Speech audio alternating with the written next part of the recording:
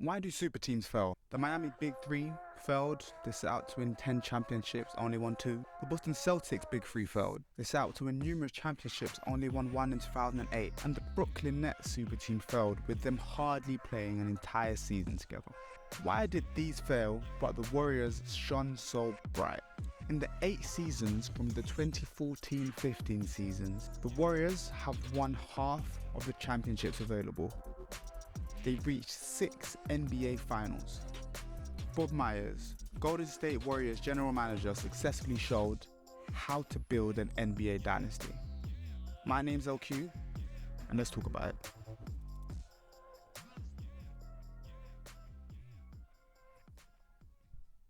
It's been a while, hasn't it? It's been a while since we had a let's talk about it. The mic now is in my hands because the clip broke, so I can't stick it to my chest. It seems a bit weird, having my elbow on the table, but we're just gonna move on with it. So now, the Warriors. In 2009, the draft class was stacked. The number 1 overall pick was Blake Griffin. You had NBA superstars in that draft class, from Drew Holiday to James Harden to DeMar DeRozan. And with the 7th overall pick, the Golden State Warriors selected Wardell Stephen Curry II out of Davidson University. The superstar, that is the most important part of any dynasty. In the history of the NBA, the most important part is the superstar. Stephen Curry was a different sort of superstar that anyone in the NBA had ever seen before. Many scouts within the draft thought that Stephen Curry would struggle in the NBA due to his shooting, but I know this sounds quite stupid because Steph Curry is one of the greatest shooters of all time, but they thought of him as a point guard.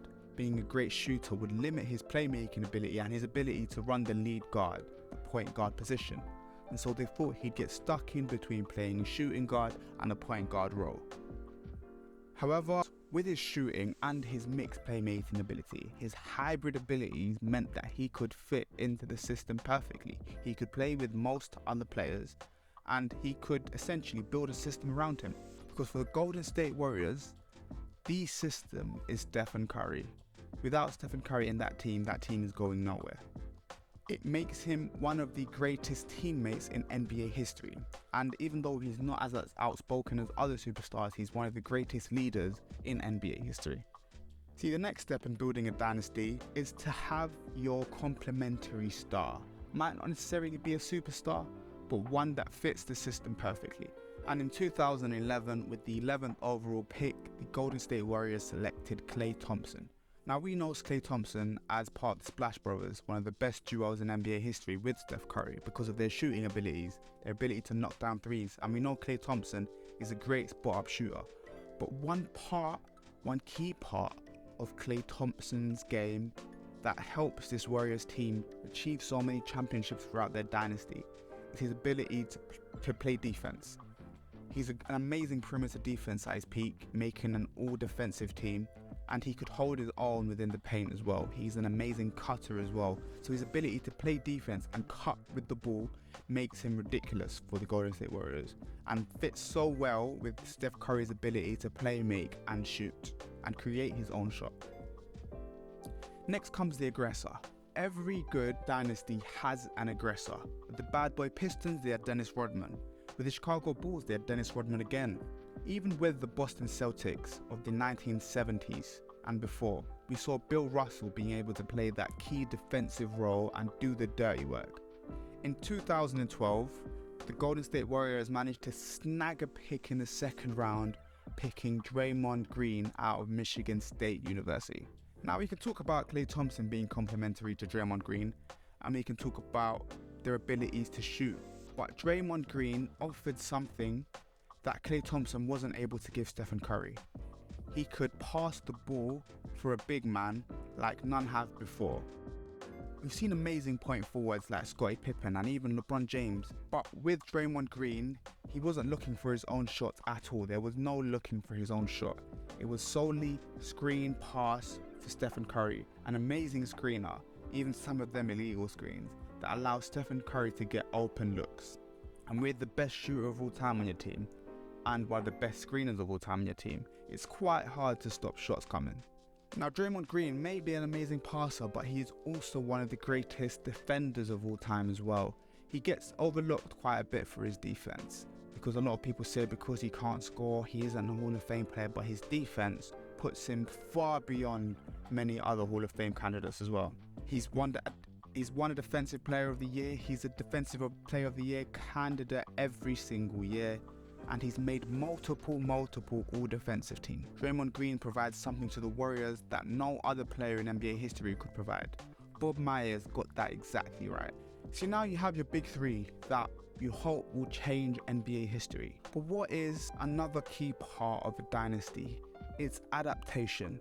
Now, following the NBA championship that the Golden State Warriors first won in 2015 through the explosion of Stephen Curry in his first MVP season, they lost the second season despite having the greatest record in NBA history.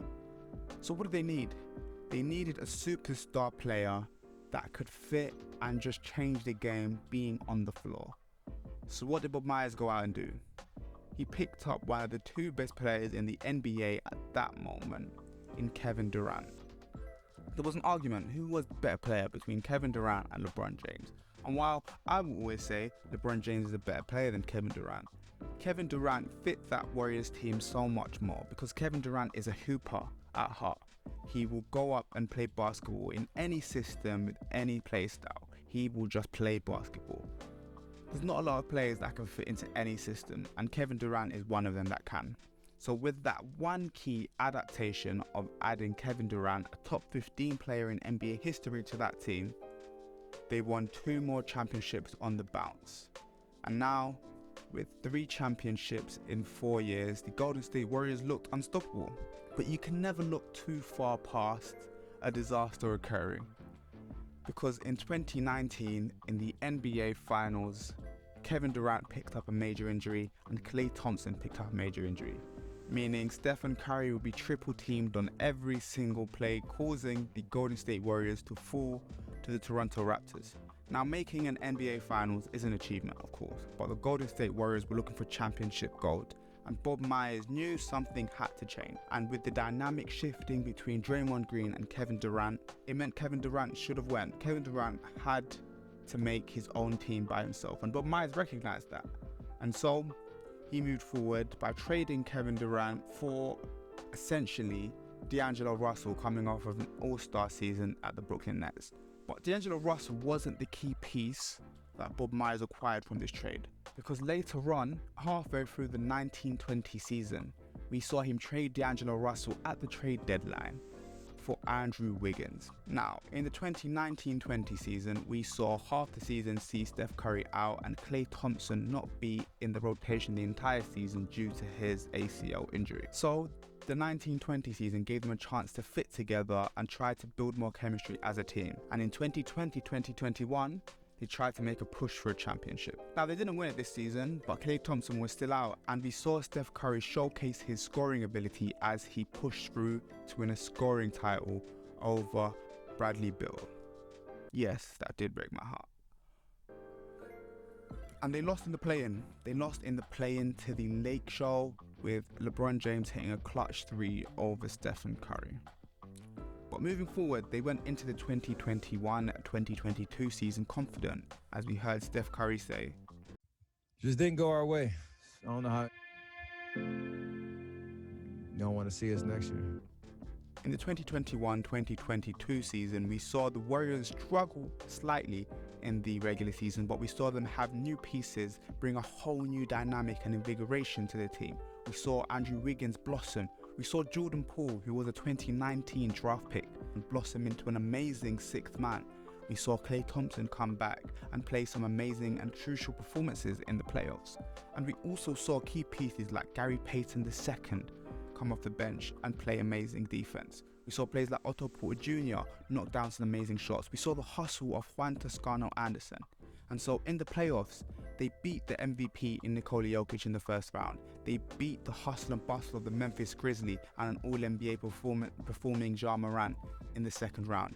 We saw them in the conference finals beat Luka Doncic, overperforming with that Dallas Mavericks team. And in the finals, he faced Jason Tatum, Jaylen Brown and the Boston Celtics with complementary players in Defensive Player of the Year Marcus Smart and All-Defensive Player Robert Williams. And after 6 games, the Golden State Warriors were champions once again, killing the narrative that they were finished with their championship runs. The Golden State Warriors were back. With the Golden State Warriors, we've seen through adaptation, through building through their star and having amazing complementary pieces, that it isn't just about having 3 good players. It's about having 3 good players that fit, that are willing to adapt to win that championship. Bob Myers got it right. Bob Myers successfully showed how to build an NBA dynasty. Please like, comment and subscribe, and I'll see you in a bit. Boom.